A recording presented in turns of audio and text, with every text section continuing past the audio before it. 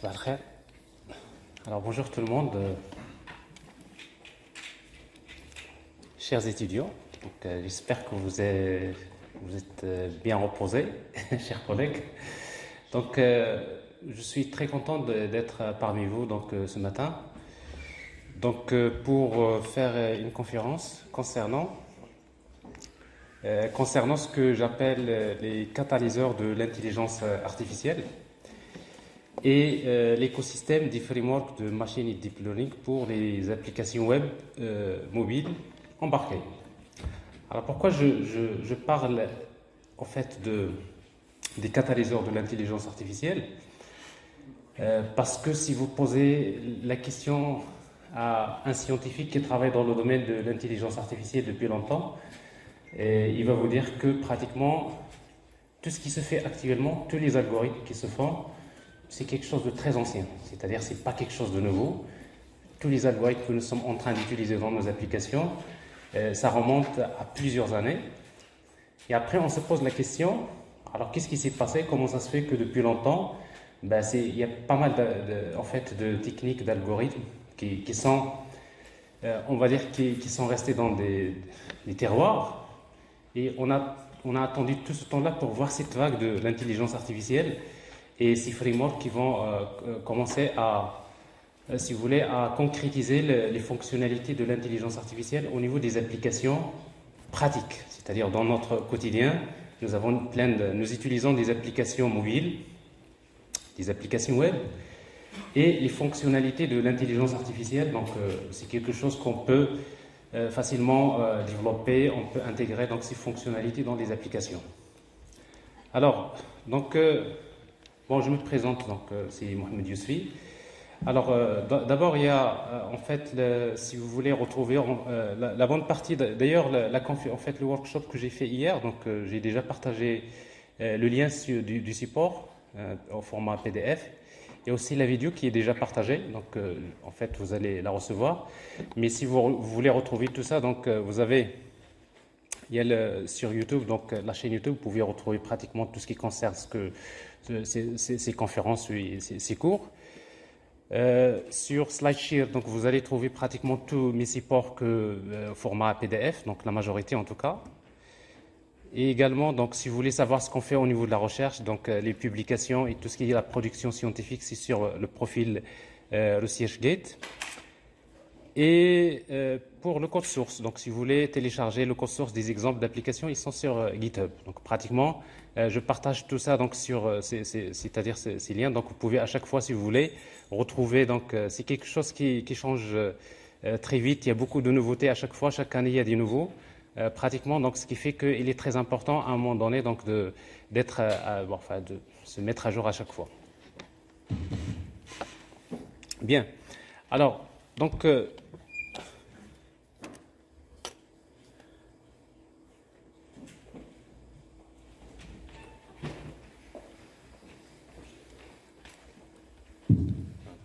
merci.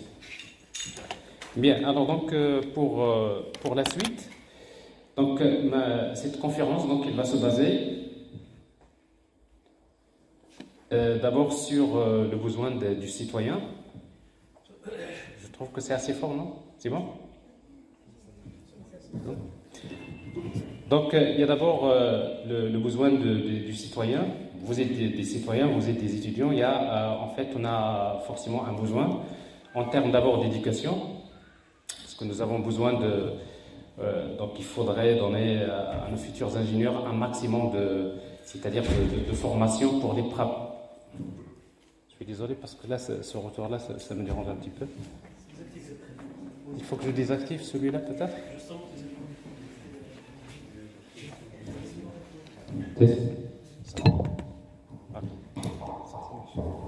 Voilà. Comme je disais, les citoyens ont des besoins en termes d'éducation, en termes de santé, au niveau de la sécurité, que ce soit la sécurité physique, la sécurité routière, au niveau du transport, le trafic routier, les applications qui permettent de gérer le trafic routier, c'est un besoin important. Au niveau de la justice, sport, divertissement, on a besoin de développer notre agriculture également, et on a besoin de vivre dans un environnement écologique. C'est-à-dire, il ne faut pas oublier en fait que cette vague de l'intelligence artificielle, c'est tout d'abord c'est pour servir le citoyen. C'est-à-dire quand vous cherchez à développer des applications, à un moment donné, si vous cherchez à innover, il faut chercher des applications qui vont répondre à un besoin particulier, c'est-à-dire pour le citoyen. Donc d'un côté, vous avez des citoyens qui ont un besoin, et de l'autre côté, on voit donc cette vague de l'intelligence artificielle qui arrive. Alors forcément, cette vague de l'intelligence artificielle, elle est accompagnée par une transformation digitale, mais cette transformation digitale, elle est liée à beaucoup de technologies. Donc ce qui fait que nous, on a besoin, en tout cas les ingénieurs dans le domaine des technologies de l'information, ont besoin de maîtriser tout ce qui est autour c'est-à-dire de cet écosystème de l'intelligence artificielle. Donc c'est ce que j'appelle moi donc les catalyseurs de l'intelligence artificielle. Donc tout à l'heure je vais vous faire un petit peu un parcours sur tout ça. Alors bien sûr il faut maîtriser les technologies pour pouvoir faire de l'innovation, parce qu'en fait il faut innover, il faut que nos ingénieurs puissent à un moment donné passer à l'innovation. C'est pour créer des applications qui vont servir le citoyen. Donc ça, globalement, c'est ce que j'essaie de représenter à travers cette illustration que vous voyez ici.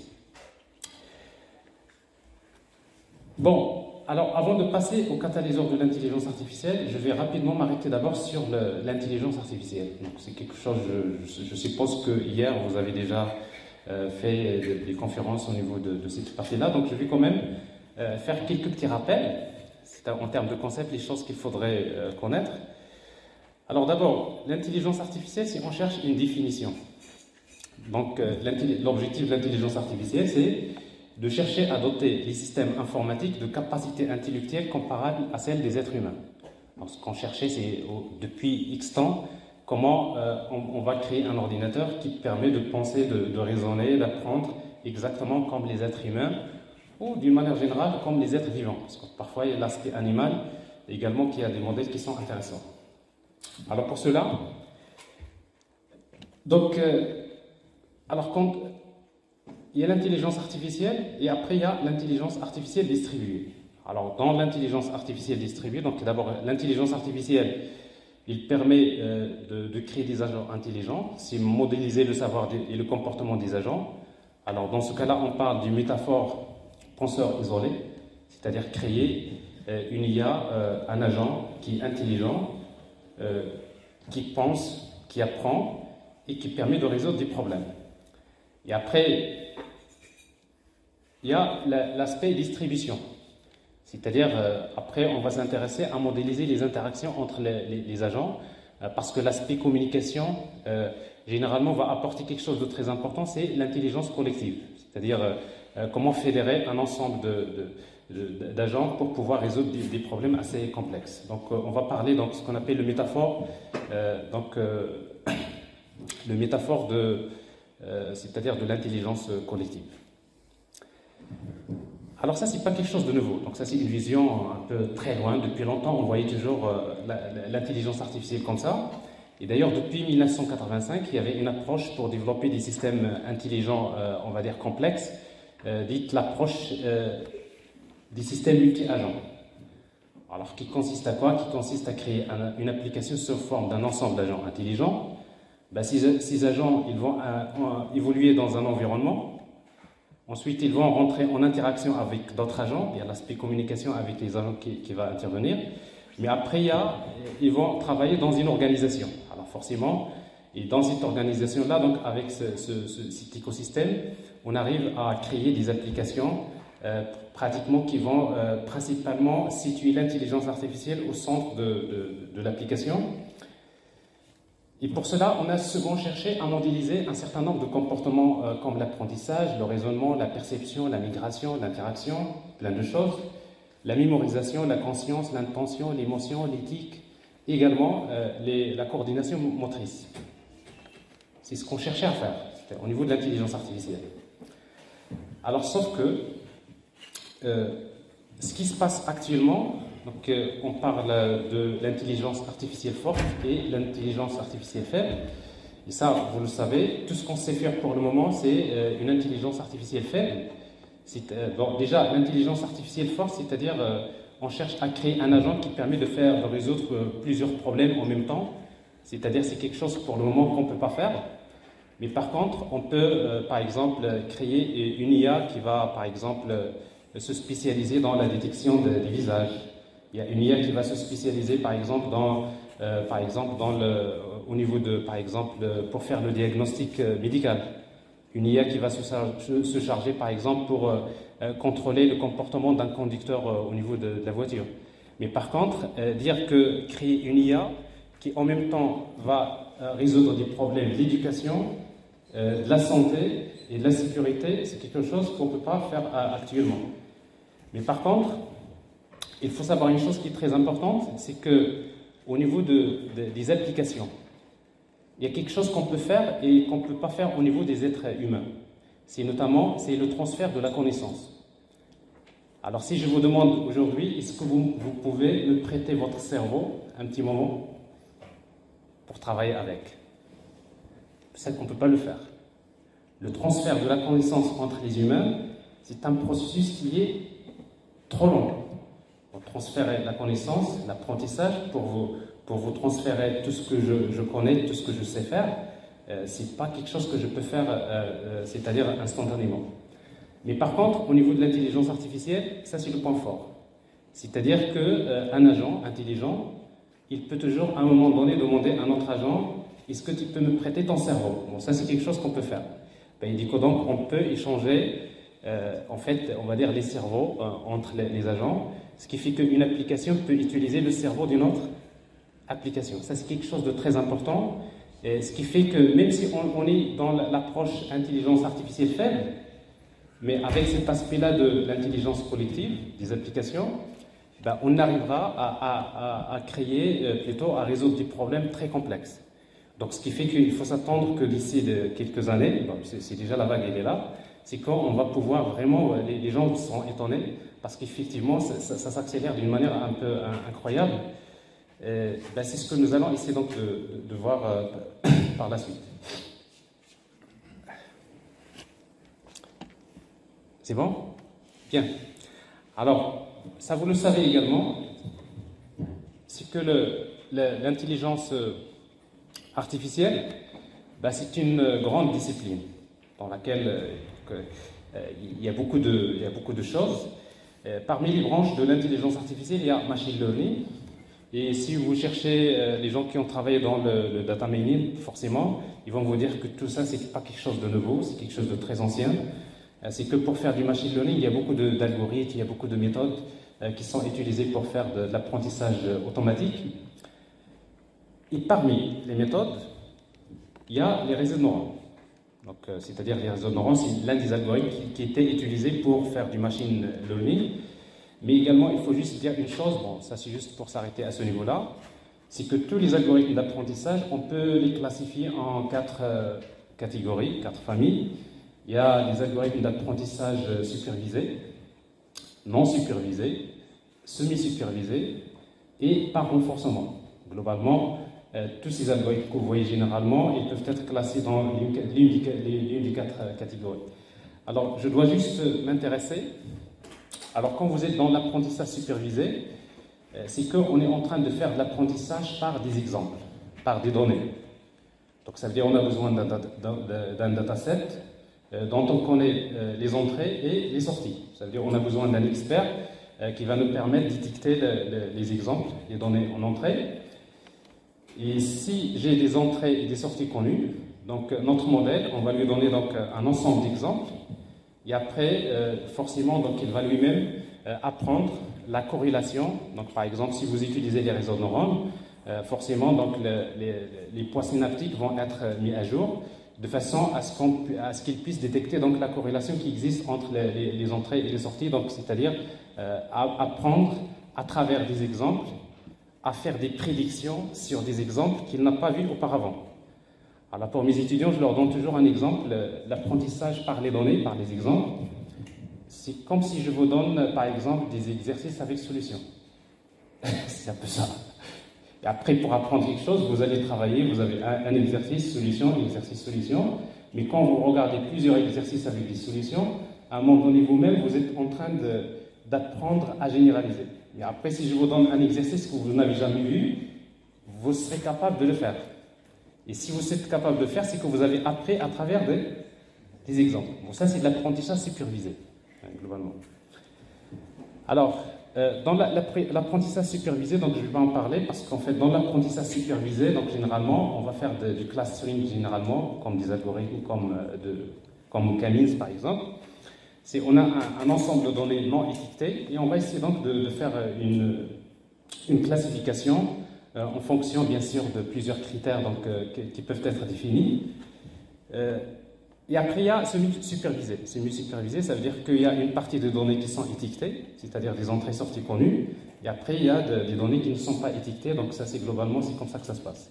Mais celui qui m'intéresse ici, donc, c'est l'apprentissage par renforcement. Alors, l'apprentissage par renforcement, c'est l'un des algorithmes qui sont actuellement très utilisés au niveau de l'intelligence artificielle. Donc, je vais vous montrer tout à l'heure quelques exemples. Alors, l'idée, c'est quoi? C'est que cette fois-ci, je n'ai pas un dataset, mais j'ai un agent que je vais lâcher dans un environnement. Donc l'agent, il va agir sur l'environnement, il va faire de l'exploration, et à chaque fois qu'il agit, il va recevoir une récompense. Et après, par la suite, avec ces récompenses, il va construire ce qu'on appelle une value table, ou bien, dans le cas par exemple des algorithmes Q-learning, c'est l'un des algorithmes qui sont utilisés, il va constituer ce qu'on appelle une Q-table, à travers laquelle il va apprendre par la suite c'est-à-dire il va faire de l'apprentissage. Alors la même chose, un exemple que je donne souvent, c'est le cas d'un petit enfant, parce que si vous avez un petit gamin, on ne peut pas lui demander d'apprendre avec des exemples, parce qu'il ne peut pas comprendre ce que vous lui dites. Alors ce qui fait que le petit enfant, généralement, dès le début, donc il commence à marcher, à tomber, à découvrir, à se casser un petit peu à se faire mal, mais au fur et à mesure qu'il explore, en même temps, il est en train d'apprendre. Alors, la même chose, donc il y a l'un des algorithmes, donc, principalement, que je vous recommande, en fait, si vous ne le connaissez pas, donc il y a Q-learning, c'est l'un des algorithmes qui sont très utilisés pour l'apprentissage par renforcement. Et si vous voulez faire de l'apprentissage supervisé, vous utilisez l'un des algorithmes, il y en a plein.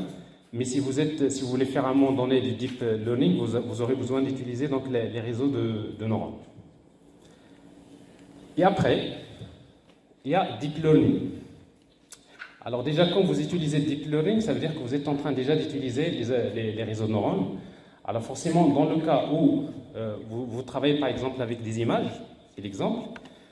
Alors ça veut dire que le nombre d'entrées, si vous avez une image de 500 x 400 pixels, ça veut dire que finalement vous avez 200 000 pixels, ça veut dire dans votre réseau de neurones, il va recevoir 200 000 entrées. Alors forcément dans ce cas-là, donc le nombre de couches de neurones et le nombre de neurones doivent être très importants. Et donc, dans ce cas-là, on va parler de ce qu'on appelle un réseau d'apprentissage profond. Donc c'est le contexte du deep learning. Alors pour faire du deep learning, donc il y a un certain nombre d'algorithmes qui étaient développés depuis quelques années. C'est notamment le Convolution Neural Network, les réseaux de neurones à convolution. Donc ça c'est un exemple qui est très utilisé en tout cas pour la reconnaissance des images. Tout à l'heure je vais vous montrer quelques exemples. C'est des démos, mais je n'aurai pas le temps de développer des exemples en live, mais je vais vous montrer des démos que vous pouvez voir. Alors, ces réseaux de neurones, donc je vais revenir. Et après, il y a notamment RNN, Recurrent Neural Network. Donc, c'est un autre type de réseau de neurones qui est utilisé donc, principalement dans des cas où on a besoin de la notion de temps. Donc, tout à l'heure, je vais revenir sur cet exemple-là parce que c'est un cas qui est important. Et après, alors, il y a beaucoup de problèmes actuels.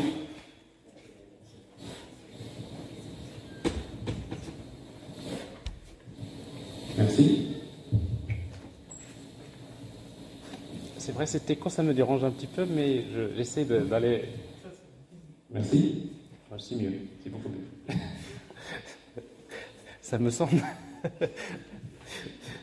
La chose la plus difficile, c'est quand vous parlez et que vous avez du mal à entendre ce que vous dites, c'est compliqué. Hein.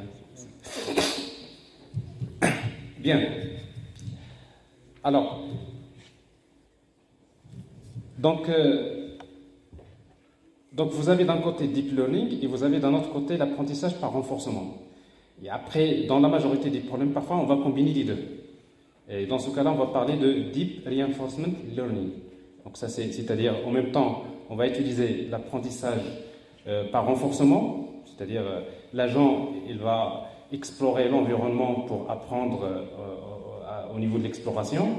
Et en même temps, il y a, forcément, on va utiliser Deep Learning. Donc globalement, il y a des applications que vous pouvez travailler avec ça. Alors ça, c'est juste un petit rappel.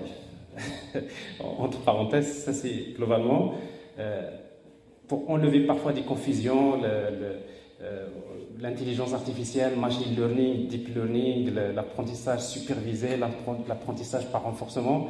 Je crois avec ces deux slides, vous pouvez déjà, en fait, pour les gens en tout cas qui ne le connaissent pas, donc c'est bien d'avoir un peu les choses un peu structurées comme ça. Alors maintenant, ça c'est quelque chose c'est pas quelque chose de nouveau, donc c'est quelque chose qui existait depuis longtemps. En fait, l'intelligence artificielle a vécu une période d'incertitude. Donc à un moment donné, pour avoir un modèle qui représente la réalité, il faudrait... C'est assez complexe. Si vous utilisez les réseaux neurones, donc il faudrait choisir le bon modèle. Est-ce que vous allez travailler avec un multi-layer perceptron? Vous allez utiliser un CNN ou bien un RNN, etc. en fonction de l'application. Il faut choisir le bon nombre de couches. Pour chaque couche, il faut choisir le nombre de neurones adéquat, la bonne fonction d'activation, parce qu'en fait, il y a beaucoup de fonctions d'activation que vous utilisez, ReLU, sigmoid, etc. Le bon nombre de filtres, par exemple, quand il s'agit de CNN, le nombre de filtres, la taille des filtres, les types de filtres, la bonne valeur de la vitesse d'apprentissage, la bonne fonction de PERT, loss function, le bon algorithme de rétropagation du gradient, SGD, ADAM, etc. Et surtout, donc, vous avez besoin d'un bon dataset. Alors, ce qui fait que si vous avez une grande quantité de données, avec tous ces paramètres-là, pour faire de l'apprentissage avec les réseaux de neurones, ça prend énormément de temps. Ça consomme énormément de temps. Voilà la raison principale pour laquelle, à un moment donné, les chercheurs ne croyaient plus aux réseaux de neurones. Moi, personnellement, j'ai utilisé les réseaux de neurones en 2007. J'ai d'ailleurs essayé de travailler des travaux pour voir comment faire la distribution, comment faire une implémentation distribuée de l'apprentissage via les réseaux de neurones. Et après, donc, j'ai pratiquement atteint une conclusion que la solution devrait venir du calcul de haute performance. C'est-à-dire, il faut d'autres types de machines, d'ordinateurs. Encore, il faut d'autres solutions logicielles qui doivent se développer pour pouvoir arriver c'est-à-dire à réduire le temps d'apprentissage qui est nécessité notamment par l'utilisation des réseaux neuronaux. Alors c'est la raison pour laquelle on a attendu un certain nombre d'années. Donc ça c'est plutôt donc l'objectif le focus de ma présentation.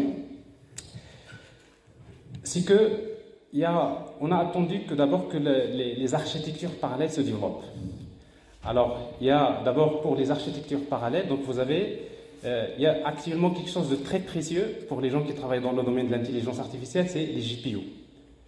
Alors, en fait, c'est quoi les GPU? Donc, les GPU, c'est des cartes graphiques qui existaient depuis très longtemps. Alors, en fait, NVIDIA avait, en 2000, même avant, il avait créé des cartes graphiques qui étaient destinées pour les jeux vidéo. Donc, ce n'était pas quelque chose qui était destiné pour le calcul scientifique au départ.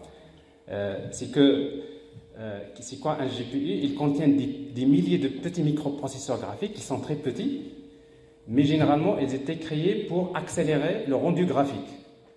Donc, ça existait depuis les années 2000. Donc, à l'époque, seuls les amateurs des jeux vidéo, peut-être vous en faites partie, parce que quelqu'un généralement, quelqu'un qui utilise beaucoup les jeux vidéo, à un moment donné, quand il va acheter un ordinateur, on se pose toujours la question, est-ce qu'il y a NVIDIA dans cet ordinateur? Parce qu'on sait très bien qu'il y avait des jeux qui nécessitent d'avoir des accélérateurs graphiques. Ça accélère énormément les calculs graphiques. Mais ça existait avant. Mais ce qui s'est passé, c'est qu'en 2010, exactement, alors en 2010, il y a NVIDIA, notamment à travers sa carte graphique GeForce 3, il a ouvert ses GPU pour le calcul scientifique. Alors pour cela, il a développé une API qui s'appelle CUDA, c'est important, qui est développé par le langage C et qui permet, à travers cette API CUDA, donc, depuis n'importe quelle application, que ce soit une application graphique ou pas, vous pouvez exploiter les GPU, c'est-à-dire vous pouvez faire des calculs parallèles. Alors par exemple, quand vous faites du calcul matriciel, le produit de deux matrices, ben, si vous le faites dans les GPU, c'est extra rapide, mais si vous le faites dans un ordinateur qui n'utilise pas les GPU, ça vous prend beaucoup de temps. Donc c'est juste dire que... Alors ce qui fait que, au début des années 2010, donc, il y a l'un des premiers catalyseurs de l'intelligence artificielle, ça se passait là. Alors, et du coup, donc, depuis 2010, au domaine de la recherche scientifique. Moi, personnellement, depuis longtemps, donc, exactement, on a utilisé donc, ces architectures massivement parallèles. C'est pour paralléliser un certain nombre d'algorithmes. Alors, ce qui se passe, c'est que, bien sûr, en fait, NVIDIA, il n'est pas le seul dans ce domaine. Bon, il y a AMD qui a créé sa carte Radeon. C'est un concurrent de NVIDIA. Mais il se trouve que NVIDIA, donc, en fait, c'est lui qui a la grande part du marché. Intel HD a également essayé d'inclure des circuits intégrés dans les CPU. C'est pour également faire des calculs GPU, mais généralement, c'est des cartes qui sont utilisées uniquement pour le rendu vidéo, pour les lecteurs vidéo, etc. Et après, en fait, si vous utilisez CUDA, si vous voulez faire des calculs parallèles sur les GPU, c'est-à-dire si vous oubliez l'intelligence artificielle, vous dites maintenant j'ai un algorithme qui prend beaucoup de temps, je voudrais le paralléliser, c'est-à-dire je voudrais utiliser une architecture massivement parallèle pour montrer que c'est plus rapide que, c'est-à-dire que si j'utilise pas les GPU. Alors dans ce cas-là, vous avez besoin donc d'utiliser, si vous travaillez avec le matériel de NVIDIA, vous pouvez utiliser donc CUDA, donc c'est un langage qui est basé sur le langage C, donc je vais vous en parler tout à l'heure. Et après, vous pouvez travailler, vous pouvez créer votre application. Mais il se trouve que CUDA, en fait, il est fait que pour le matériel de NVIDIA. Après, il y a un standard qui a été développé qui s'appelle OpenCL. Alors, OpenCL, c'est pour faire des GPU. En fait, quand vous dites GPU, c'est General Purpose GPU, c'est-à-dire c'est le calcul scientifique dans les GPU. C'est juste entre parenthèses.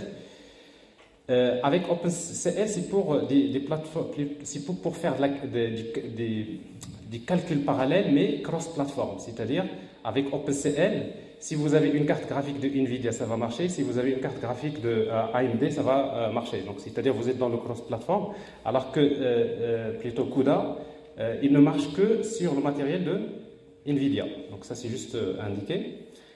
Et après, par la suite, il y a OpenGL. C'est un standard qui est basé, qui a été créé pour les systèmes embarqués. Également, qui permet donc d'utiliser les GPU dans le cas des systèmes embarqués. Et après, il y a quelque chose de très, très important qui a été créé depuis 2 années, c'est récemment, c'est WebGL. Alors, WebGL, il est basé sur OpenGL et qui permet de faire le GPU, mais sur les navigateurs web. Ça veut dire qu'actuellement, si vous travaillez avec JavaScript,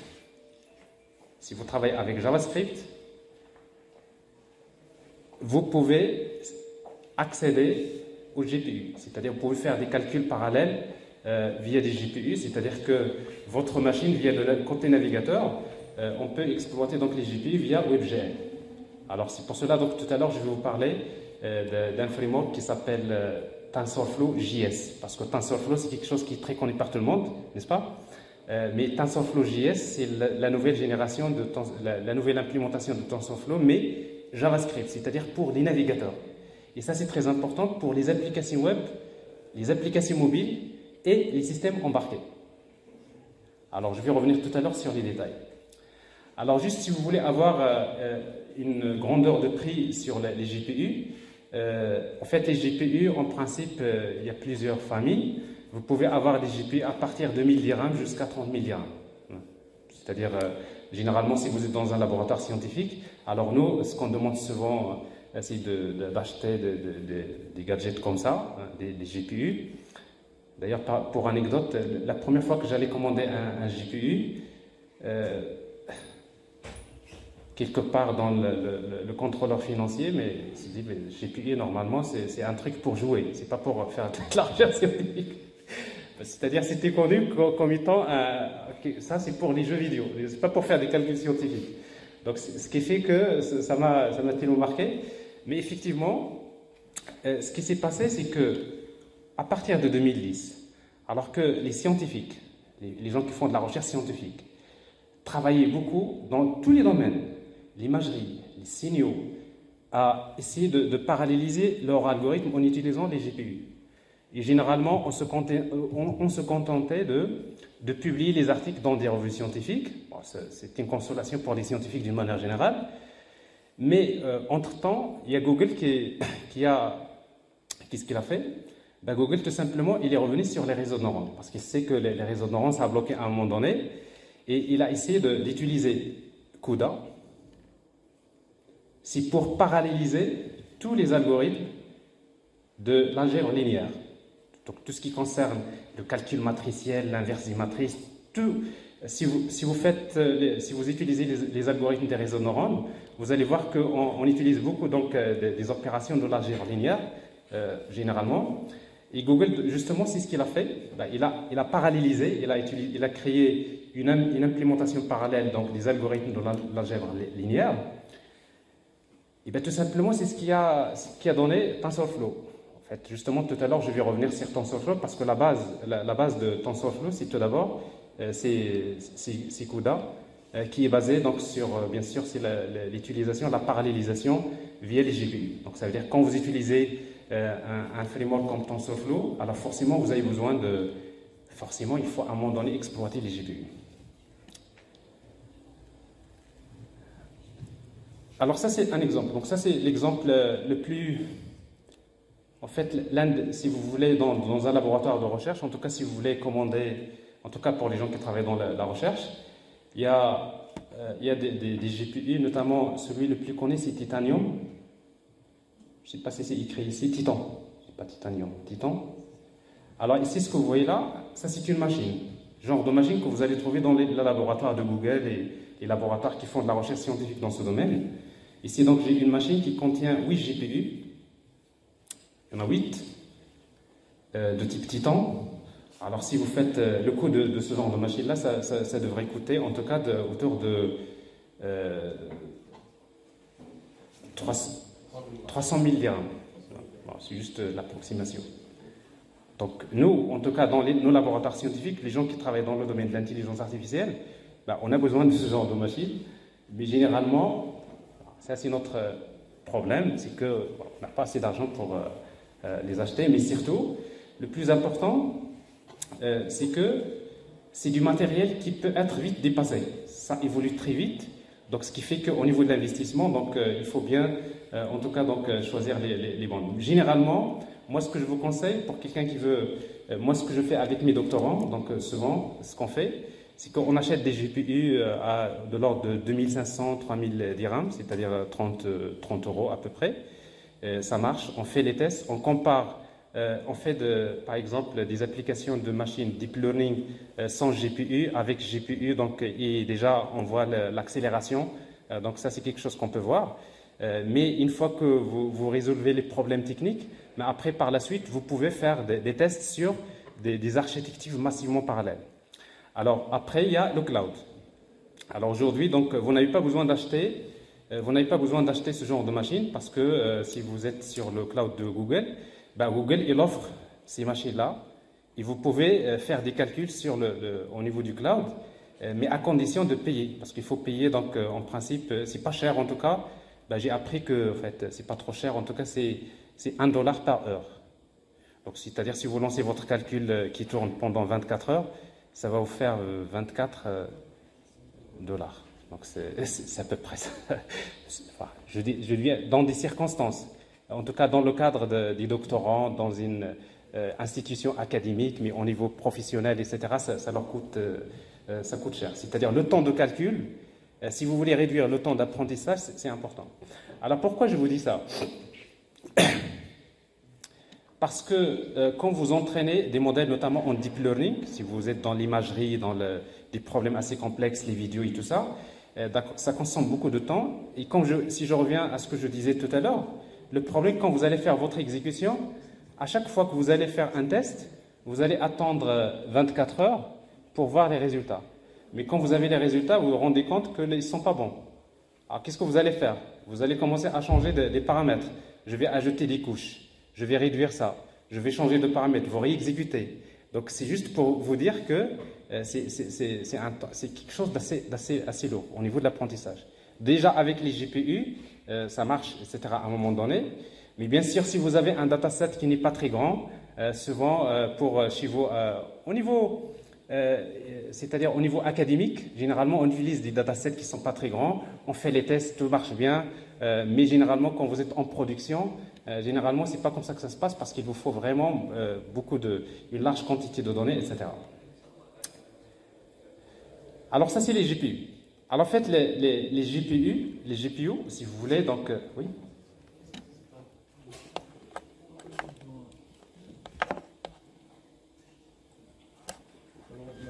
Je crois que c'est le vidéoprojecteur qui est éteint.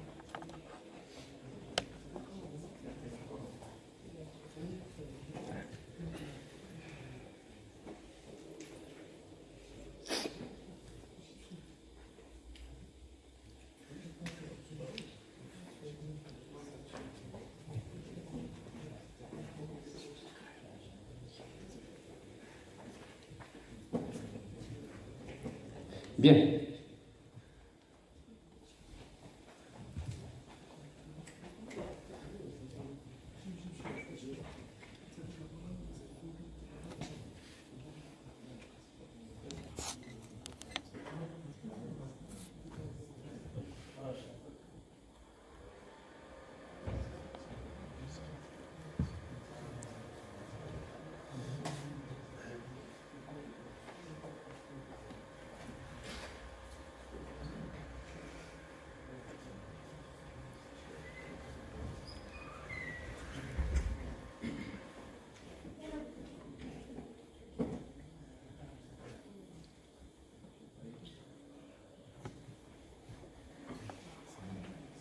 Ça va faire clé. Ça va marcher, ça va marcher. Ouais, non, pas de souci.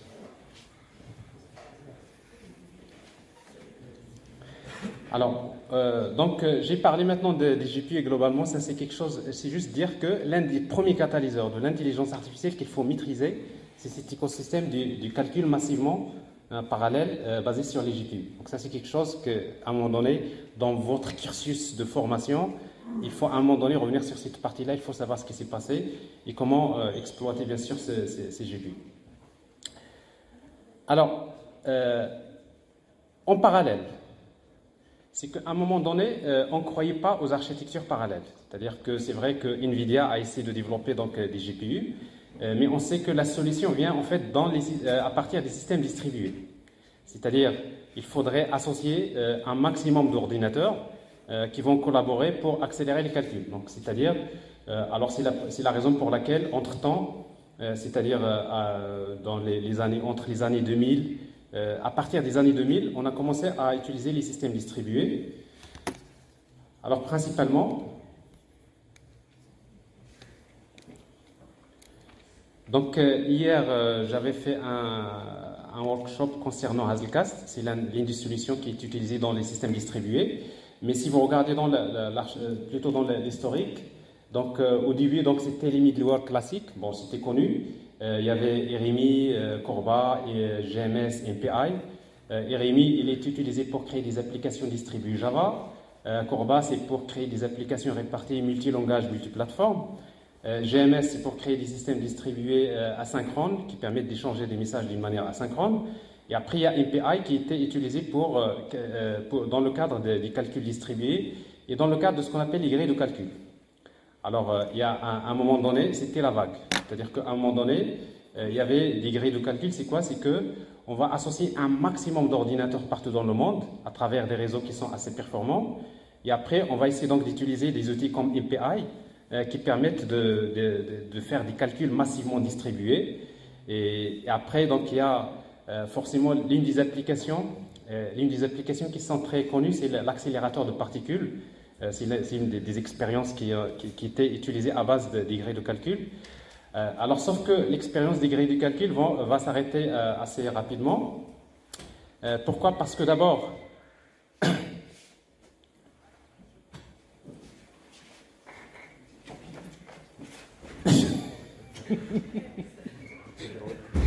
Moi j'y soif. Ah, mais c'est bon, c'est parfait. Ça fait, c'est bon. Ça fait, merci.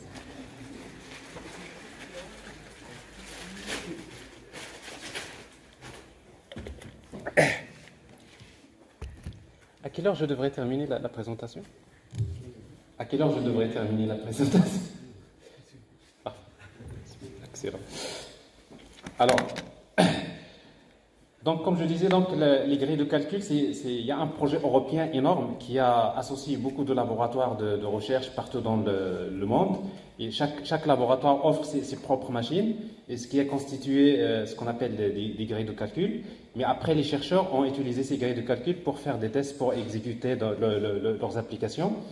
Sauf que les grilles de calcul, ça a donné de bons résultats dans des applications comme l'accélérateur de particules. C'est un très bon exemple sur lequel vous pouvez revenir si vous voulez.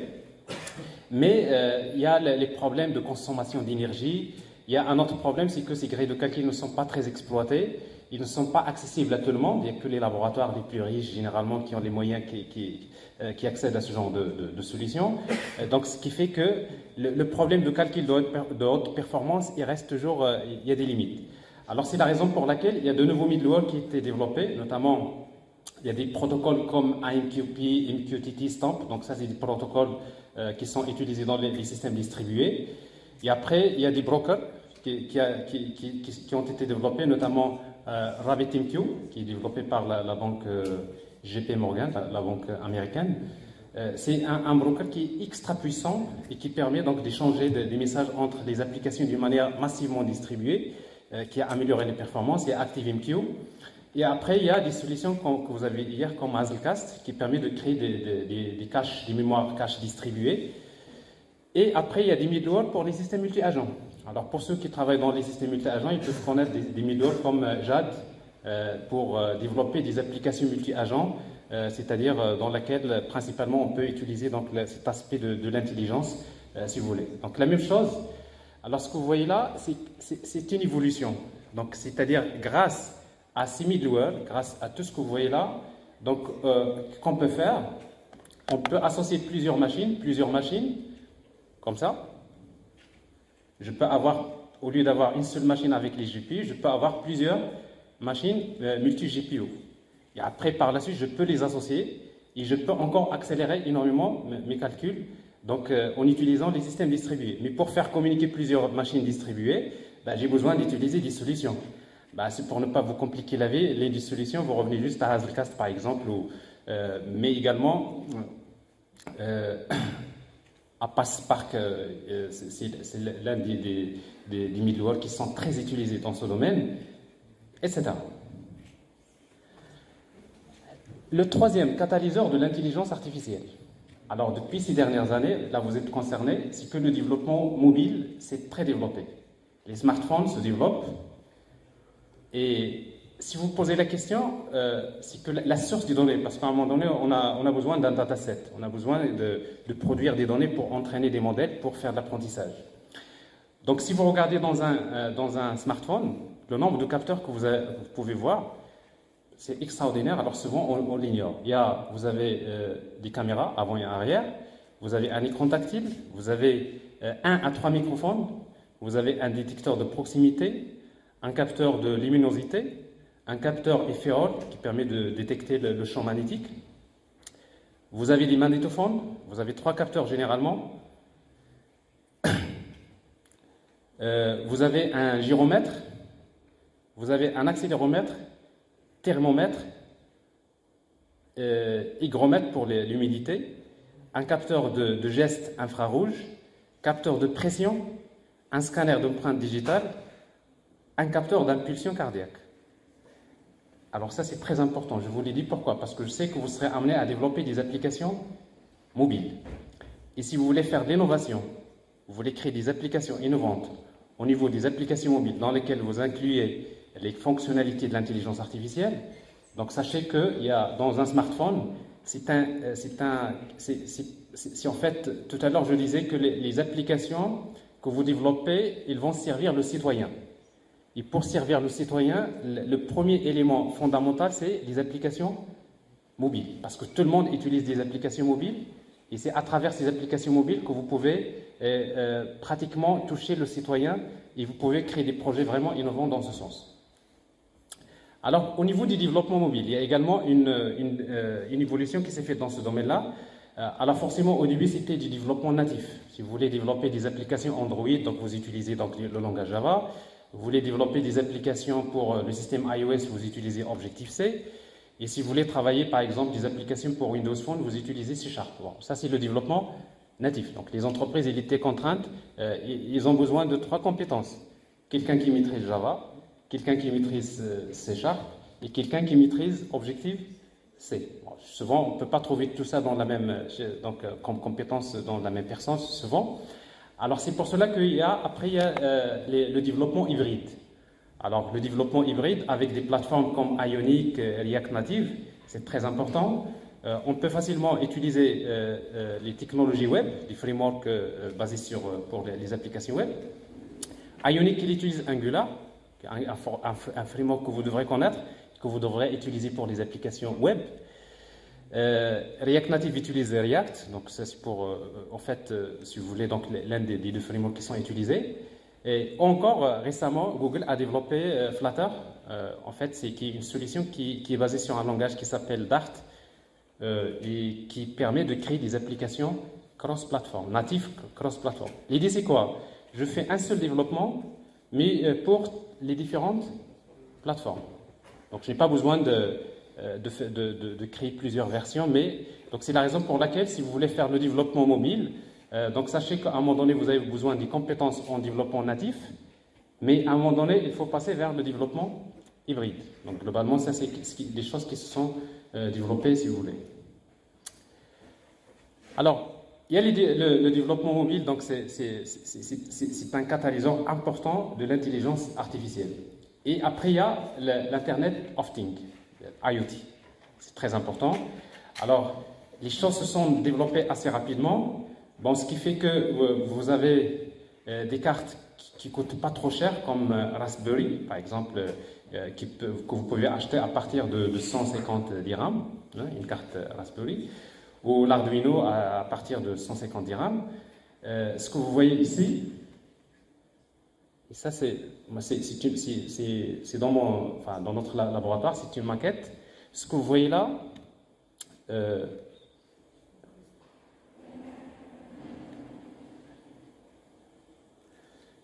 c'est un cluster de, je crois ici il y a 8, mais en principe on utilise, j'ai un cluster de 16 Raspberry. Chaque carte Raspberry, c'est presque un ordinateur qui a presque les mêmes capacités d'un ordinateur. Donc, si vous voulez faire des calculs distribués dans les laboratoires, pour faire des TP, si vous n'avez pas assez de moyens, vous pouvez monter facilement donc, des clusters comme ça et vous pouvez faire vos tests. Hier, ce que j'ai oublié d'apporter, c'est ce gadget-là, mais je voulais vous montrer comment, avec Hazelcast, créer un cluster sur un truc comme ça, c'est très important. Donc ça, mais pour financer ce genre de trucs, donc on n'a pas besoin, en tout cas pour les laboratoires, on n'a pas besoin de beaucoup d'argent. Moi personnellement, pour monter un cluster de 32 nœuds, je l'ai acheté, ça nous a coûté à peu près, avec tous les accessoires, tout ce qui concerne tout ça, ça a coûté à peu près 16 000 dirhams. C'est très intéressant.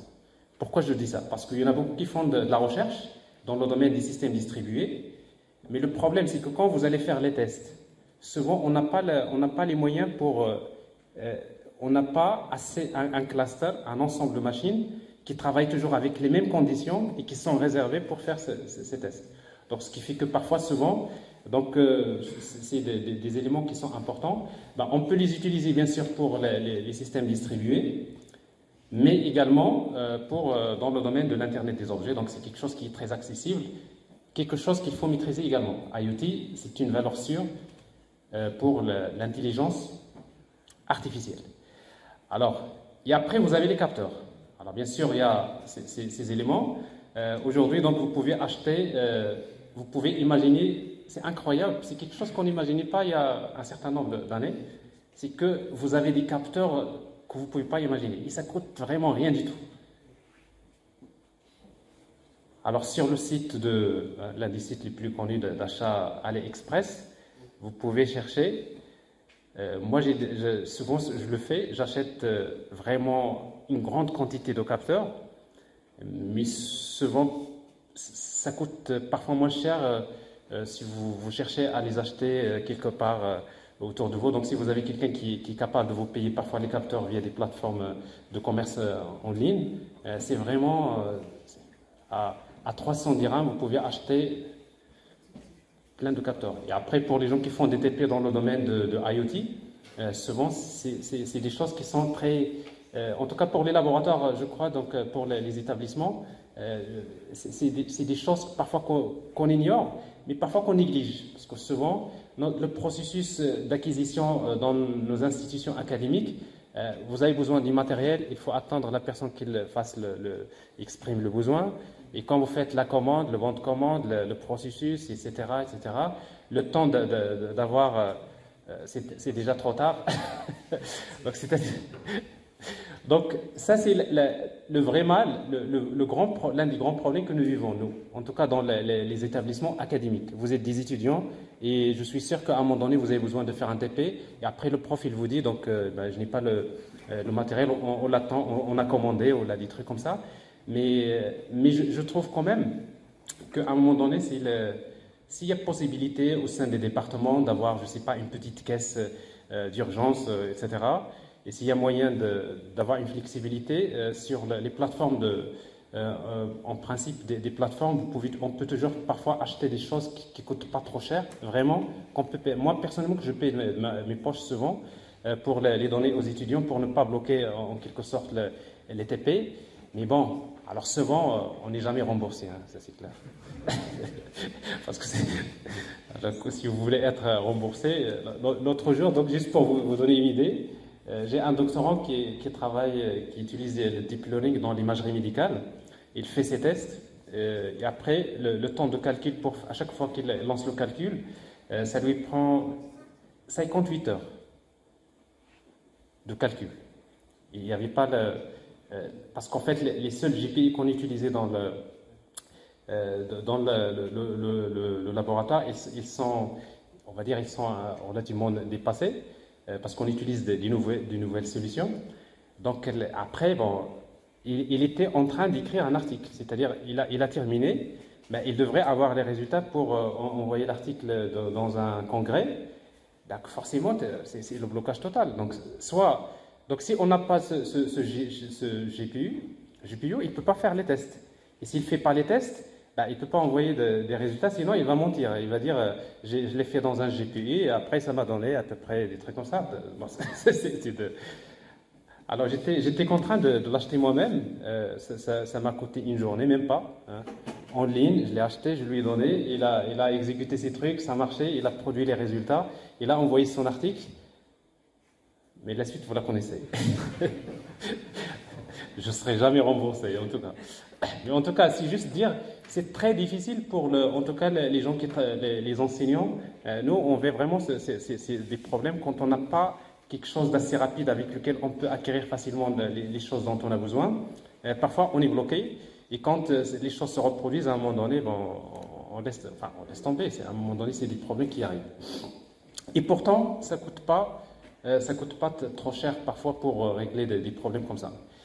Moi, je le dis souvent, un gadget comme Raspberry, par exemple, à un moment donné, ça devrait faire partie de... Chaque étudiant doit avoir son propre Raspberry.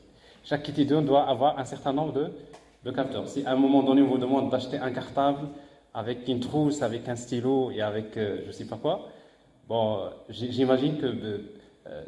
à un moment donné, on va vous dire il faut venir avec votre Raspberry. C'est une très bonne solution, sincèrement. Mais après, il faut savoir comment aider les étudiants à acheter ça, surtout pour ceux qui n'ont pas des moyens pour le faire. Mais c'est des trucs en principe, 250 dirhams, c'est un avis. Enfin, c'est des choses que vous pouvez faire à un moment donné. Alors, donc ça, c'est IoT. Mais le plus important, c'est avec le développement des systèmes parallèles et distribués, donc on a vécu l'écosystème du Big Data.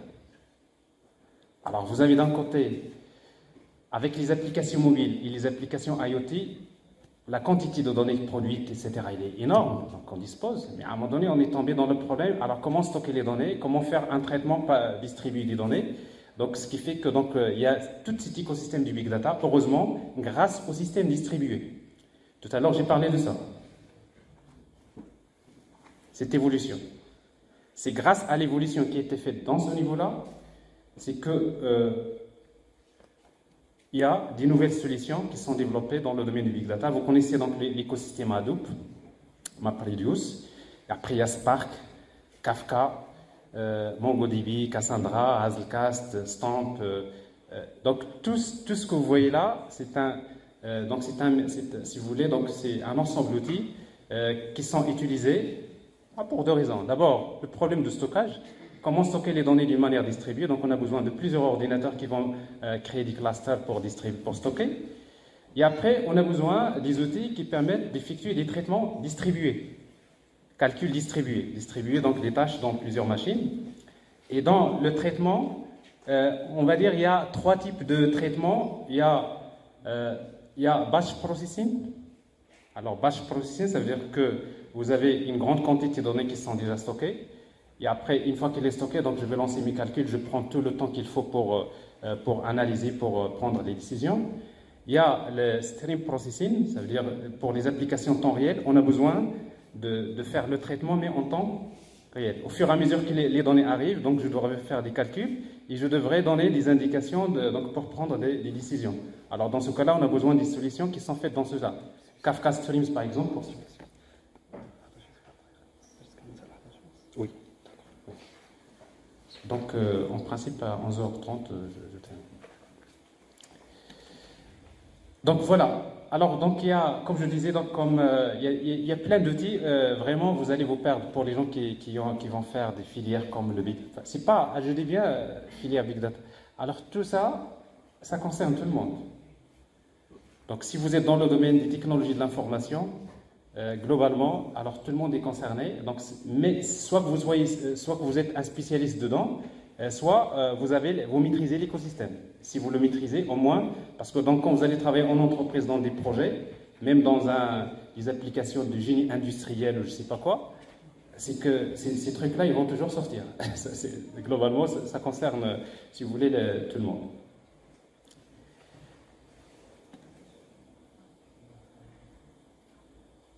Alors, je n'ai pas parlé, au niveau des langages de programmation, c'est vrai qu'à un moment donné, il y a des langages dynamiques qui se sont développés.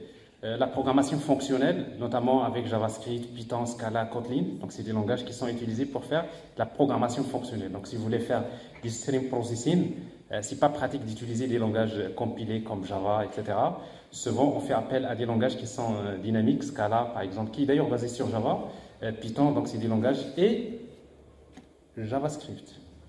C'est très important parce que JavaScript, si vous voulez, c'est quelque chose de très ancien. C'est l'un des langages qui vont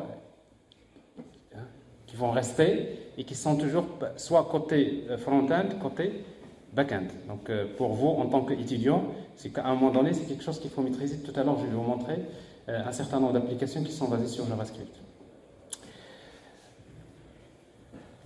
Alors, les problèmes du big data résolus, après, l'intelligence artificielle va reprendre son souffle. Donc après, les chercheurs, ils vont dire maintenant, on dispose de tout ce qu'il faut pour pouvoir, maintenant, on peut résoudre les problèmes de temps de calcul. Donc, et après, donc on va se mettre sur tout ce qui est déjà fait, des algorithmes qui existaient déjà. Mais après, parce que la recherche il est lancée dans ce domaine, il y a de nouveaux algorithmes de machine et deep learning qui sont créés, notamment par exemple CNN, Convolutional Neural Network, qui est basé en fait les réseaux de neurones à convolution. Donc, en tout cas, j'ai plein de slides dans lesquels je montre les petits détails, comment ça fonctionne comme ça. Mais en résumé, l'idée c'est quoi? C'est qu'utiliser un ensemble de couches. Il y a des couches de convolution, généralement dans lesquelles on utilise des filtres qui vont permettre donc c'est des filtres de convolution.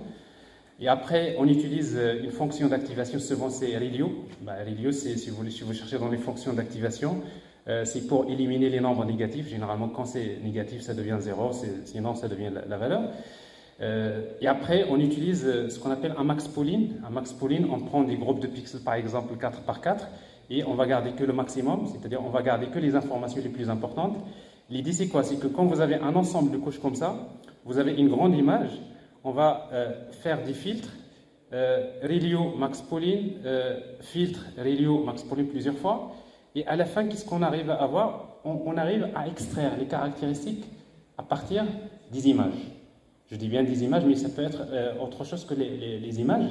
C'est-à-dire pour la reconnaissance des images avec des réseaux de neurones comme CNN, c'est parfait, ça donne des résultats extraordinaires. Je vais vous montrer tout à l'heure des exemples. Et après RNN, notamment dans le cas, en fait, dans CNN, on s'intéresse pour chaque image, par exemple, quand vous donnez au réseau, vous lui donnez la première image, vous lui dites voilà l'output. Par exemple, cette image-là, c'est un chien. Cette image, c'est un chat. Bon, ça c'est. Mais entre le premier exemple et le deuxième, il n'y a pas de lien. Alors dans RNN, c'est que quand vous donnez un exemple, vous avez une sortie, mais la sortie du premier exemple devient l'entrée du deuxième exemple. Ça veut dire quoi? Ça veut dire par exemple quand dans la traduction du texte, vous savez, il y a beaucoup d'applications que vous utilisez, parfois vous écrivez un mot et après il vous propose, il fait la prédiction de la suite.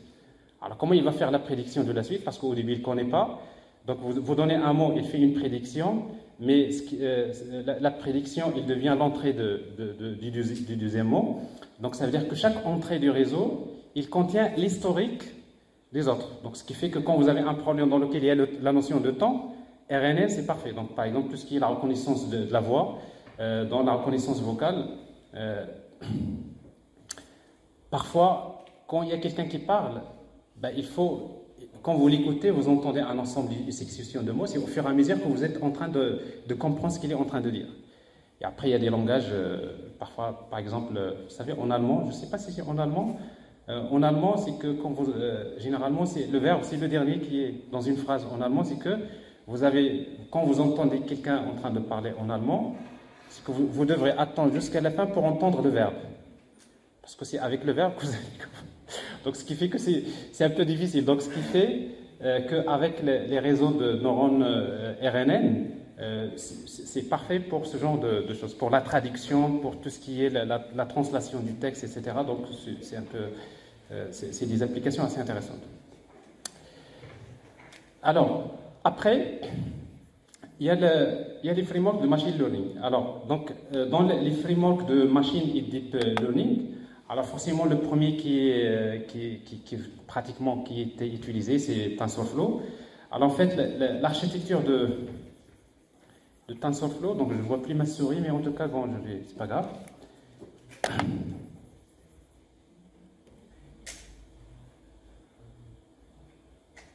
Voilà. Alors, ça c'est une architecture, ça c'est important. Parce que c'est donc, vous avez d'abord, on suppose quand on fait de l'apprentissage, on a besoin d'utiliser du matériel. Donc matériel, c'est-à-dire vous avez besoin d'utiliser des GPU. Et après, quand vous utilisez TensorFlow, ça veut dire que vous utilisez d'abord CUDA. Alors CUDA, il est basé sur... donc vous utilisez soit CUDA, soit OpenCL. Je vous rappelle que CUDA, il ne fonctionne que pour le matériel de NVIDIA. Et OpenCL, c'est cross-platform, c'est-à-dire que vous pouvez avoir une carte de AMD, en tout cas ça marche. En tout cas, TensorFlow, il est basé principalement sur CUDA, qui est développé avec le langage C. Pourquoi le langage C? Parce qu'il n'y a pas mieux que le langage C pour faire de la programmation bas niveau, plus efficace. Alors ce qui fait que ça a donné, c'est-à-dire il y a une première couche de TensorFlow dans laquelle on va implémenter tous les algorithmes des réseaux de neurones, tout ce qui est l'algèbre linéaire, c'est-à-dire tout ce qui est le calcul matriciel transposé, l'inverse des matrices, tous ces algorithmes-là, ils sont développés par Google dans cette API. Avec ça, vous créez ce qu'on appelle les tensors. Et quand vous créez un tensor, ça veut dire que vous pouvez forcément directement utiliser donc, les GPU pour faire les calculs sur les tensors. Mais après, on va pas quand même, Google n'a pas gardé donc, cette couche comme ça, sinon tout le monde sera obligé de travailler avec le langage C. Mais il a créé des API de haut niveau pour permettre aux entreprises de commencer à utiliser bien sûr donc, ce framework. Alors l'API la plus utilisée c'est Python, il y a une API de haut niveau basée sur Python, mais on l'oublie souvent, c'est qu'il y a une API basée sur C++, une API basée sur Java, c'est-à-dire principalement, on peut utiliser les lignes des API pour utiliser TensorFlow. Et après, donc, il y a encore une couche, il y a un framework Keras qui est une couche de haut niveau qui permet de faciliter en quelque sorte la création et la réutilisation des modèles, notamment pour créer des modèles d'une manière simple. Alors, les gens qui travaillent avec Python, souvent, ils utilisent Keras dans la majorité des cas. Alors ça, c'est quelque chose qui existait. Mais ce qu'il faut savoir, c'est que, je disais, il y avait en fait CUDA, OpenCL, mais après il y a OpenGL. Ça, c'est pour les systèmes embarqués. Il y a WebGL, qui permet d'utiliser les GPI, mais dans les navigateurs, les browsers. Et depuis 2 années, il y a Google qui a décidé, parce qu'il voit, c'est vraiment le futur, il a décidé de créer une nouvelle implémentation de TensorFlow, mais JavaScript. Alors, ce qui a donné, en quelque sorte, c'est TensorFlow JS. Et TensorFlow JS, donc, il est basé, en fait, il y a 2 couches. Il y a ce qu'on appelle Core API, donc c'est la même chose. C'est la partie dans laquelle on trouvera tout ce qui est les tenseurs, le calcul de l'algèbre linéaire et tout ça. Et après, vous avez Layer API qui est équivalent à Keras. Donc, quelqu'un qui travaille avec Keras, donc principalement ici, donc il va retrouver presque les mêmes éléments syntaxiques. Mais après, j'ai parlé de quelque chose. C'est que dans les applications de l'intelligence artificielle, on peut échanger, on peut faire le transfert de l'apprentissage. C'est-à-dire qu'aujourd'hui, vous n'êtes pas obligé d'entraîner, de créer une application, entraîner votre application pour faire la reconnaissance des objets. Parce qu'il y a des modèles déjà qui sont pré-entraînés. Ils sont pré-entraînés, ils sont sur le cloud. À la seconde près, vous créez votre application, vous réutilisez un modèle pré-entraîné et vous pouvez l'utiliser. D'ailleurs, je vais vous montrer tout à l'heure un exemple. Et pour cela, par exemple, si vous voulez le faire d'une manière plus simple avec JavaScript, il y a ML5JS. C'est très important. ML5JS, ça vous permet de réutiliser des modèles pré-entraînés, comme MobileNet, par exemple. C'est quelque chose d'important qui reconnaît pratiquement les objets d'une manière générale. Alors là, je vais m'accélérer un petit peu. Après, il y a bien sûr, le cloud computing, c'est l'un des catalyseurs importants de l'intelligence artificielle. Les réseaux et télécoms, c'est important parce que d'abord, il y a l'évolution, parce qu'on a besoin de connecter les objets, 3G, 4G, 5G, donc ça c'est l'évolution au niveau des télécoms. Wireless, la fibre optique, donc ça c'est quelque chose de très important qui a favorisé en quelque sorte d'une manière générale les systèmes distribués, donc par conséquent l'intelligence artificielle. Et surtout ça, c'est l'open source. Alors on l'oublie souvent, c'est grâce à l'open source qu'aujourd'hui les choses se sont développées très rapidement. Alors pratiquement, c'est cet esprit de l'open source qui a permis de faire évoluer beaucoup de choses, sinon on n'en aurait pas là. Sinon, la technologie serait la propriété que des laboratoires les plus riches et des pays les plus riches. Alors, donc vous en connaissez pratiquement, même les grands, on va dire, constructeurs de logiciels, ils le savent. Aujourd'hui, ils ont des solutions qui sont payantes, mais en même temps, il y a pas mal de solutions qui vont laisser open source gratuite, parce que ça, en fait, c'est quelque chose pratiquement qu'on ne peut pas arrêter. L'open source, c'est un esprit qui a beaucoup développé les choses. Alors ici, donc, vous voyez, vous avez... Alors ça, c'est en quelque sorte, j'ai fait un tour sur les catalyseurs de l'intelligence artificielle. Alors, normalement, la suite, elle est quelle ? Voilà, j'ai encore 10 minutes. 10 minutes pour... Alors, donc ça, c'est cet écosystème-là. Ce que vous voyez là, c'est ce que j'appelle les catalyseurs de l'intelligence artificielle. Ça vous concerne, en tout cas les étudiants et les ingénieurs qui vont travailler dans le domaine des technologies de l'information. C'est que dans vos cursus de formation, à un moment donné, attention, il ne faut pas toujours attendre à ce qu'on vous fasse des choses en classe, etc. C'est pas... Parce que dans ce domaine, il y a des choses que vous allez faire en classe, il y a des modules que vous allez faire, il y a des choses que vous n'allez pas faire, et vous-même, vous devrez être conscient. Parce que c'est des choses qui évoluent très vite. Et l'un des grands problèmes, généralement, on peut poser la question aux enseignants, l'un des grands problèmes des enseignants qui travaillent dans le domaine des technologies de l'information, c'est que chaque année, on a besoin de mettre à jour nos cours, de refaire les cours, de faire des nouvelles choses. C'est que c'est très fatigant à un moment donné. Et généralement, c'est pas toujours, c'est pas toujours évident. Et du coup, donc, la formation d'ingénieur, il y a les fondamentaux qui sont très importants, mais en même temps, tout ce qui est dans les projets, de chaque année, les séminaires comme ça, les conférences, vous orientez un ensemble de choses pour avoir en quelque sorte un background comme ça. Mais je trouve quand même qu'une conférence comme ça, par exemple, c'est l'idéal pour parfois s'intéresser à des choses bien pointées à ce niveau-là. Alors, en tout cas, il y a, tout à l'heure quand j'ai parlé des frameworks de machine et deep learning, j'ai sorti, en fait, j'ai pas parlé de ça. Il y a TensorFlow, mais également il y a d'autres frameworks, notamment Google, en fait, c'est TensorFlow, et après il y a Facebook, PyTorch de Facebook. En tout cas, PyTorch, il y a ML.NET C#.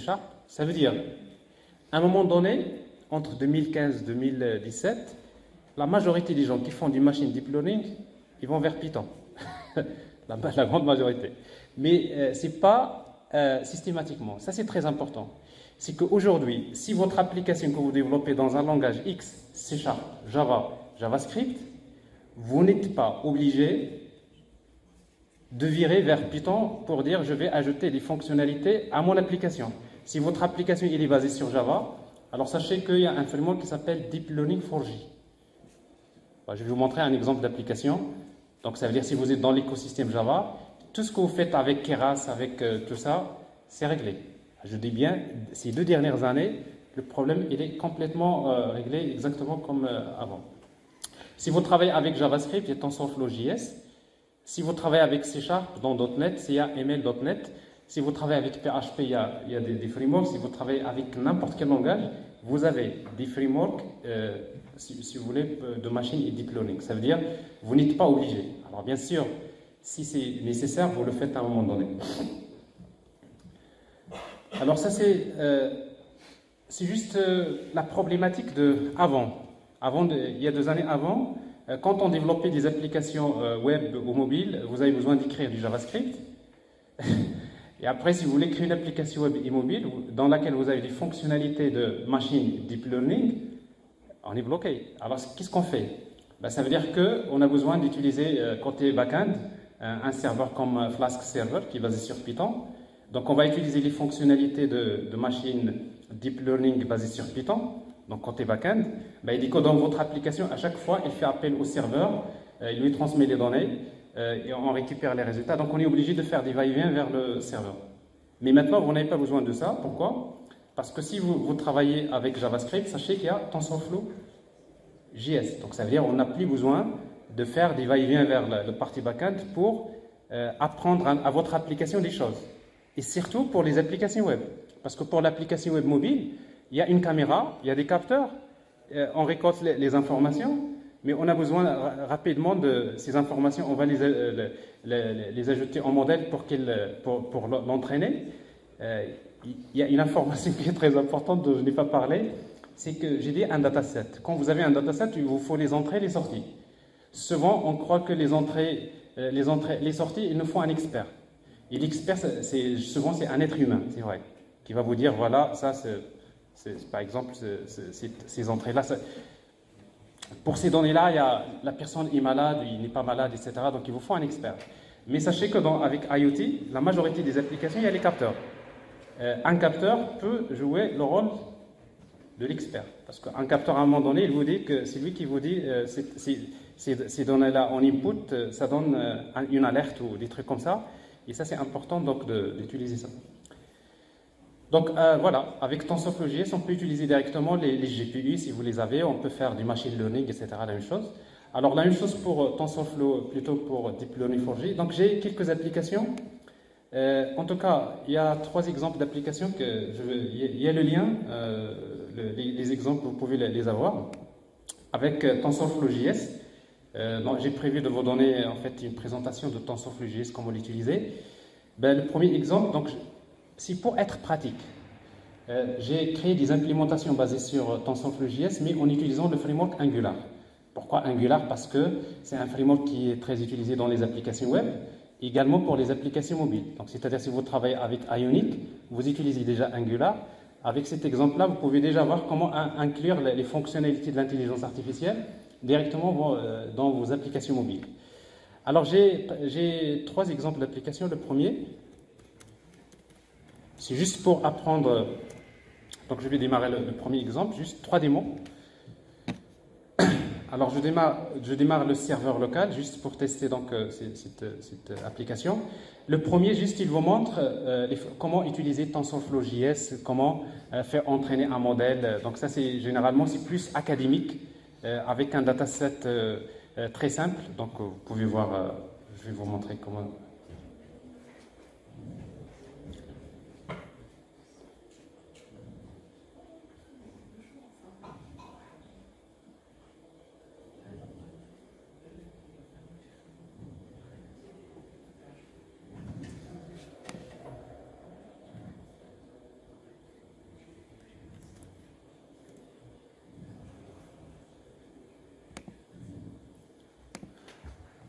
Alors, ça, c'est mieux.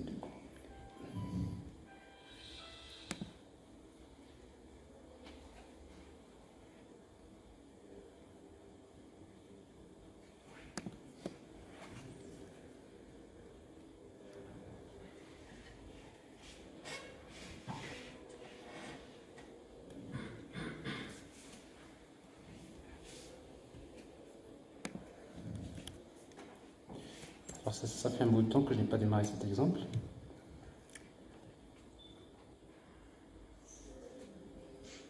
Et pourtant, je l'ai démarré tout à l'heure, ça a marché, il n'y a pas de problème. Alors s'il ne marche pas,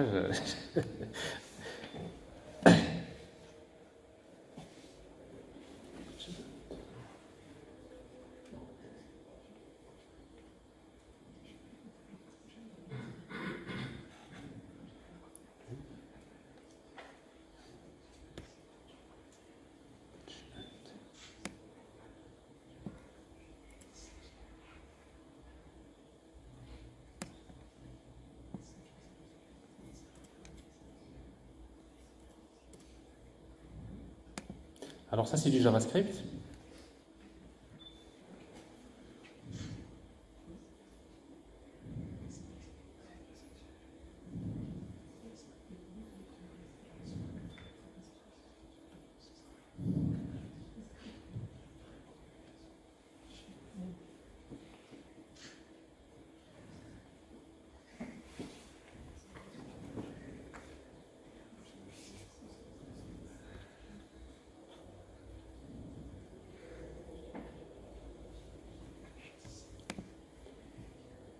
Alors bref, alors ça c'est un exemple. Tout à l'heure, vous avez le lien. Alors je vais vous le montrer ici. Je vais passer au deuxième exemple.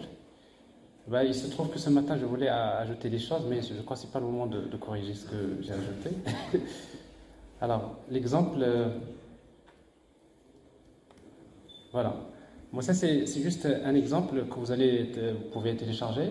D'abord, comment créer les tenseurs, comment manipuler les tenseurs. Donc, ça, c'est pour faire la multiplication des opérations classiques qu'on utilise dans les réseaux neuronaux. Et après, créer un modèle. Donc, comment créer un modèle qui permet d'entraîner le modèle. Dans cet exemple-là, on va juste, en input, vous avez le poids et la taille de la personne. Et après, il va vous dire est-ce que c'est une personne normale, est-ce qu'elle est obèse, est-ce qu'elle n'est pas obèse. Bon, en principe, c'est. Ici, j'ai pris un exemple dans lequel je peux calculer le dataset. Parce que normalement, pour répondre à cette question-là, il y a l'indice de masse corporelle que vous pouvez calculer, ça vous donne les idées. En quelque sorte, ici, on utilise. Donc, ça, c'est un exemple assez intéressant de base. Alors, le deuxième exemple que j'ai ici, c'est en utilisant MLJS. Toujours avec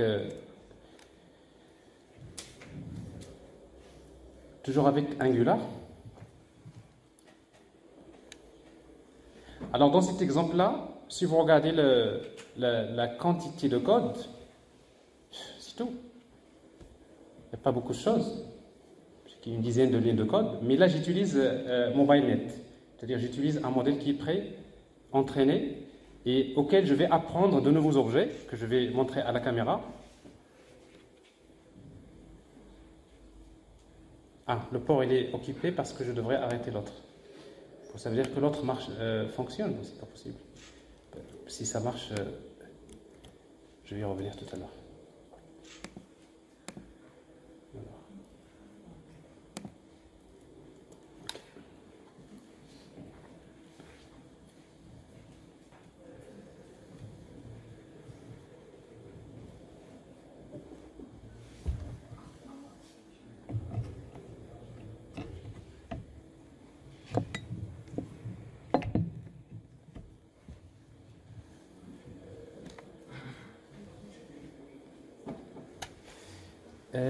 Cette application, il a besoin de la connexion Internet, donc je devrais connecter.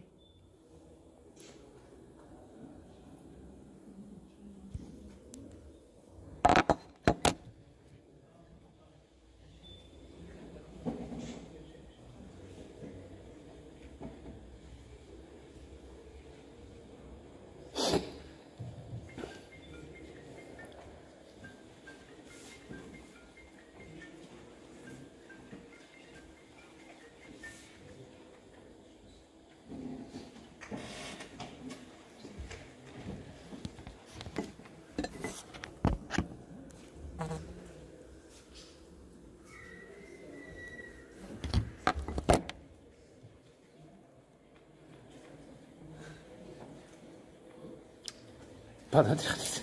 Oui, si. Bien. Alors, ici donc, voilà l'exemple d'application. Voilà. Bon, c'est une application JavaScript. Donc, vous avez la caméra. J'ai téléchargé en fait, avec ML5JS, j'ai utilisé donc un modèle pré-entraîné. Mais ce modèle-là, je vais faire l'extraction des caractéristiques. Donc, ce que je vais faire, donc je vais juste prendre, par exemple, 10 objets comme ça. Je vais lui dire que, par exemple, ça, c'est une bouteille. Et après, je vais lui dire, apprends cette image-là, bouteille. À chaque fois que je clique, je lui donne une image. Je lui donne la bouteille en plusieurs images. Donc, ça, c'est une bouteille. Après, je lui dis, par exemple, ça, c'est un microphone.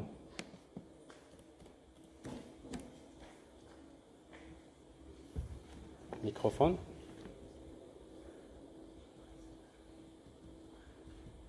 Donc, globalement, je ne lui ai pas donné beaucoup d'images, n'est-ce pas? Et après, je vais faire l'entraînement, train. Donc, je lance l'entraînement.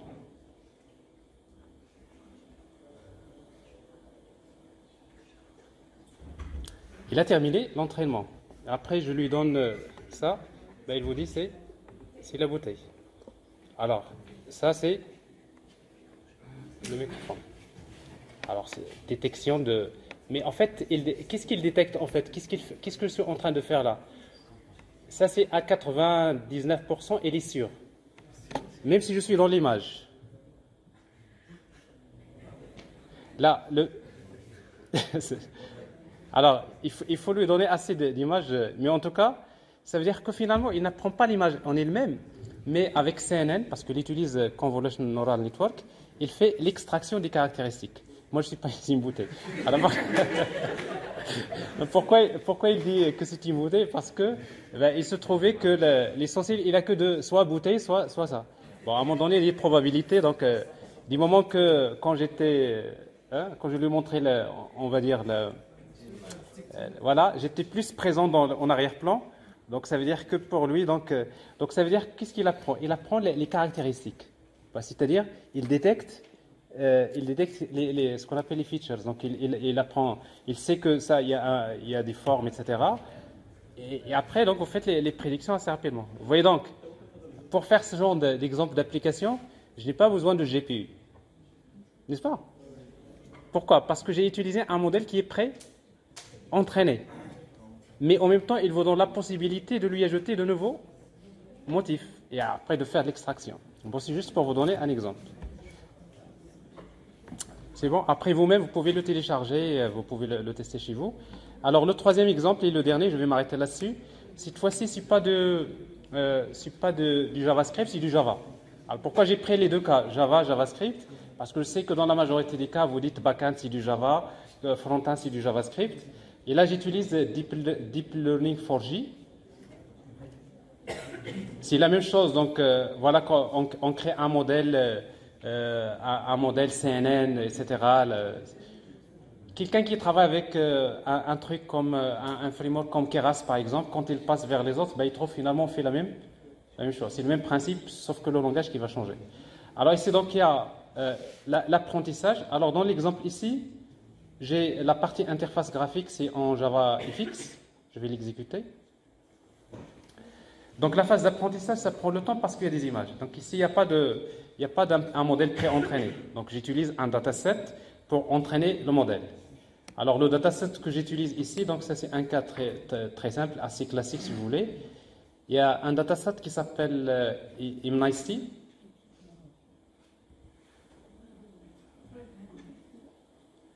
Utilisateur. Imnicety. Voilà. Alors, mon dataset, en fait, il y a pour l'entraînement, j'ai tout simplement des images. Vous voyez, donc c'est dans la catégorie 0, donc j'ai plein d'images dans lesquelles j'écris des trucs, des images 0, 0, 0, 0, hein, qui sont transformées c'est-à-dire manuel. C'est comme si je lui dis ça c'est un 0, ça c'est un 0, etc. La même chose, j'ai un ensemble d'images dans lequel donc je lui dis, bon, ça c'est des 1. Il y a plusieurs manières d'écrire des 1, donc c'est pour le... Ainsi de suite, de 0 jusqu'à 9. Et après, quand j'exécute mon application, quand il est entraîné, et après je vais lui dire, voilà, donc... 1, par exemple, comme ça, entrée.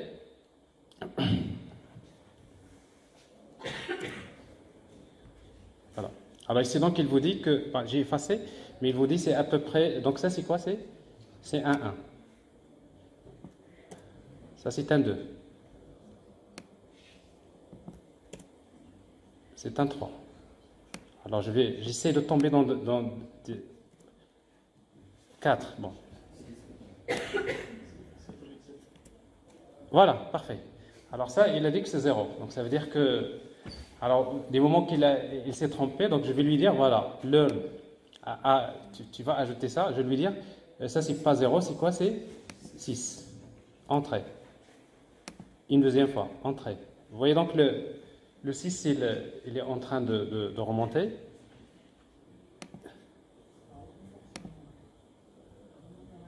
Alors, il ne faut pas aussi exagérer. Donc, ici, donc, jusque-là, il a appris. C'est-à-dire qu'à un moment donné, quand il se trompe, il a toujours besoin d'un expert qui va le guider. Donc, si le dataset n'est pas assez complet, donc nous avons besoin toujours, votre intelligence artificielle, elle est défaillante quelque part, n'est-ce pas?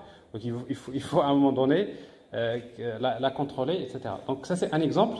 Et après, je peux enregistrer le modèle. Alors là, je vous ai montré juste comment exploiter le modèle qui est déjà entraîné. Mais si vous voulez entraîner le modèle, vous avez, voilà, c'est là où j'entraîne le modèle. Mais si vous l'exécutez, ça va prendre un peu de temps. Et comme on n'a pas le temps, je vais juste vous montrer quelque chose d'important. Donc, je lance l'entraînement. Et avec Deep Learning 4G, donc, je vais lancer, il y a un listener qui utilise le port, quel port? Le port 4000. Voilà, il lance ça. Je vais poursuivre, si vous voulez, l'évolution de votre apprentissage. C'est localhost, je crois que c'est 9000. 9000, ouais. Alors, avec Deep Learning 4G, donc, comme la majorité des frameworks,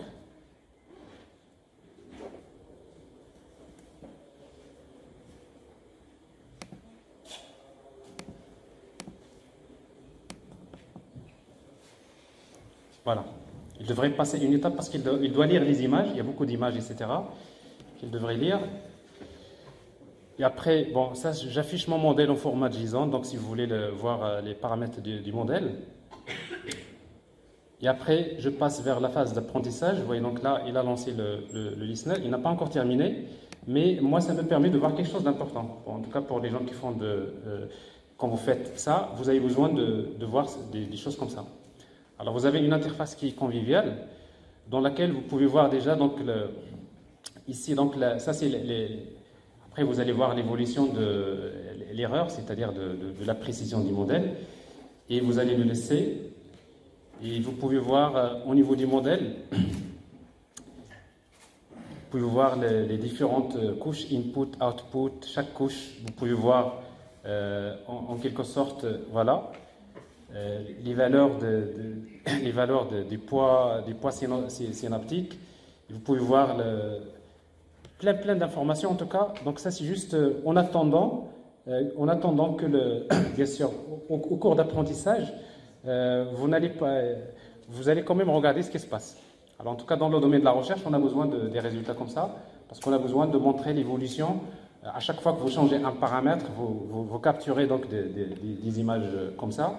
Et après, vous pouvez toujours montrer, par exemple, avec une telle fonction d'activation, ça donne un résultat meilleur que par exemple, d'une autre fonction d'activation, etc. Et ça donne des choses comme ça. Alors, pour cet exemple-là, je crois que l'apprentissage, ça prend à peu près 10 minutes, c'est pas beaucoup, mais je crois qu'on va s'arrêter à ce niveau-là. Je vous remercie pour votre présentation.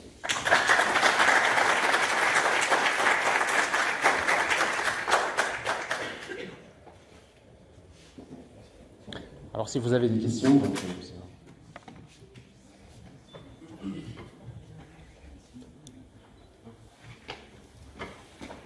Alors, je vous remercie encore une fois pour cette présentation assez enrichissante et surtout les exemples enfin, la pratique. Je vous remercie et je vous demande d'applaudir Monsieur Lycée pour cette présentation. Oui, je l'ai déjà fait. Ensuite, il y aura 2 workshops, juste après une petite pause. 2 workshops avec M. Zahir et un club qui est venu pour nous, un club Crisis. Une pour la sécurité applicative et une autre pour l'initiation en machine learning. Du coup, si vous pouvez choisir, et si vous n'avez pas de PC, on vous conseille d'assister au workshop de machine learning, puisqu'on va on va mettre à votre disposition des PC et le matériel nécessaire. Après, il y aura aussi un autre workshop, c'est ça? Un autre workshop sur TensorFlow, juste après les 2 workshops. Du coup, pardon.